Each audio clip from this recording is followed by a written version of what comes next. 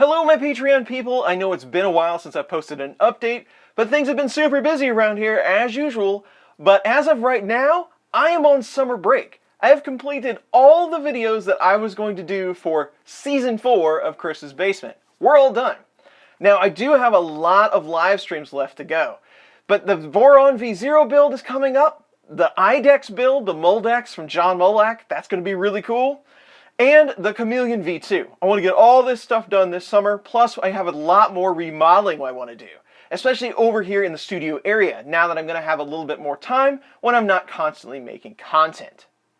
So the biggest things I'd like to get to, I want to change up the backdrop a little bit. We're going to redo some of the stuff on the walls. I'm going to move some of these shelves out and move the table over this way just a bit. It's going to actually make this area just a little bit tighter, but it should be a lot better for filming. It's not going to be near as spacious. I can bring it in a bit. Audio should be better, so that should be good all around. Also, I want to do the floor everywhere in the basement. I have about 3/4 of it done right now with subfloor, but adding just the area over here should improve things greatly. Even just how cold the floors are when you're standing down here making things in the winter, it's going to improve it a lot. And I have actually already started on content for the next season. I got a lot of stuff coming up and a lot of stuff in the queue that I just couldn't get to. I've got a lot of stuff on enclosures. I want to see an automated enclosure. Heat, lights, Octoprint, plugins, the works. So we're definitely going to get that done very soon.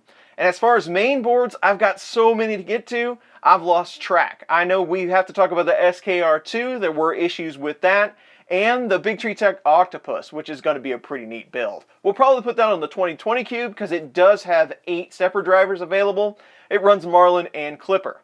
And speaking of Clipper, with the Voron Zero, we're going to get to that. We're going to do all the ins and outs of Clipper, how you can install it, what plugins you might need. You don't have to use Octoprint nowadays. There's all kinds of things going on with Clipper right now, so stay tuned for that. Big things coming up in the next season. And it's just going to be a few short weeks. Of course, I will keep you all updated on Patreon. I don't like to miss any updates over here. I like to keep as many coming out as possible.